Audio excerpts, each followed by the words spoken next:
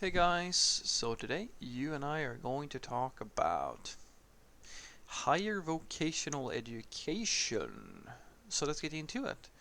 So the question was, Frederick, where does higher vocational education fit into this? You talk a lot about college versus boot camps, but I've never heard you mention this. I just started a 2-year course a month ago, and I'm hoping that it should provide a good mix of both computer science with the theory and practical experience, with most of the second year spent on internships and other forms of education. That can be done while at a company too. You've brought up and mentioned several of the problems that are mentioned, and the companies claim that it's a big advantage to go to one of these education because it mixes both theory with practical experience. So I don't know for I can't really say so much about other regions like outside of Sweden, but I do know that here in Sweden this is definitely true. Like if your school is telling you that the strength of such an education is that it's focused on mixing theory with practical skills. It is absolutely true that they try to do that. It's not the whole story, but on that specific note, they are correct. And I do believe that there is a big. I mean, if you go to a university or a college or something like that, it's not really necessarily the case that you're only going to study theory. You can have a good mix of the two, but in my experience, it's nowhere like the vocational schools or the higher vocational schools. They have a much bigger focus on that, and the reason why they have that is because the schools and the courses that they create are on demand.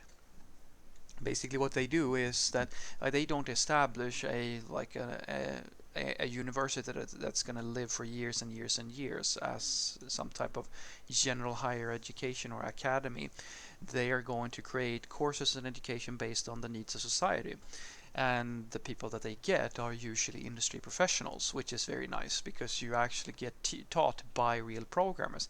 There are downsides to that as well, which is the thing that they're not telling you, and these are the two main drawbacks with this sort of education. The first thing is that usually the school is very poorly managed, very poorly managed, because everything is basically just on demand. Most of these people, the people who are working at these schools, are, let's just say, of questionable experience level in what they're doing. They will be like the school will literally get anybody they can to manage the whole thing, just as long as they produce in accordance with what the state or like the government requires of them. Second thing is your entire future, your entire education is going to be based primarily on how good of a teacher they can get and how much effort you put in yourself. The quality of the courses that they produce and the way of managing these schools is usually piss poor in my experience. I know many people who have talked to me, and I myself have been part of this. It's really up to you. Like if you succeed in one of these educations, it's very much down to how much extra effort yourself are you going to put into this. The plus side with this is that if you do have one of these educations, it does count. Like the companies on average will consider this equal to a university education. You can think of yourself like there are companies, I've met companies where they don't consider anyone who isn't a full-fledged engineer or something like that.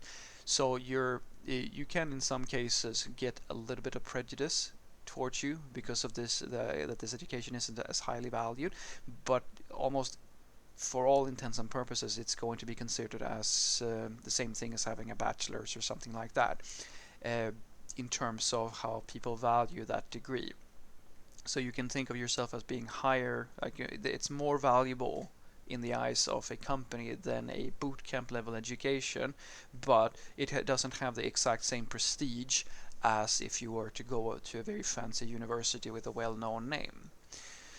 So what I want you to take away from this is that the higher vocational educations are definitely something that you can look into if you have that sort of thing in your country or in your region, where basically it's usually a shorter education that is much more focused on software development as opposed to traditional computer science, and they usually mix the two. The things that you should be aware of is that a lot of these schools are in many cases as crooked, in my experience at the very least, as some boot camps can be, where they will sell you an idea that, oh, if you take this course, everything's just going to be fine.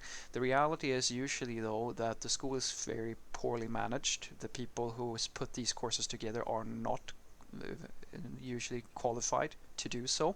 They will get something because they have guidelines from the state, but as you can imagine, if the only thing you have to go on is the guidelines of the state, that leaves a lot of room for improvement. And usually I've heard the same thing from every candidate I've ever talked to, and I have personal experiences and I have friends and coworkers who have the same experience. If you make it through one of these educations, it's very much down to how good is your teacher, because if you're lucky, they're going to hire a really good professional software developer who knows his or her stuff, but they can literally hire somebody who is like a junior level developer and get them to teach you a course as well. That can be done. So it's going to be down to a lot of your own sweat and blood here. You're going to have to work a lot harder than just the hours that you spend at the school if you want to make it through as a software developer. The good part is, as I said, once you get through, you are considered by quite most companies to be at the same level as somebody who took a full engineering degree. Have a great day.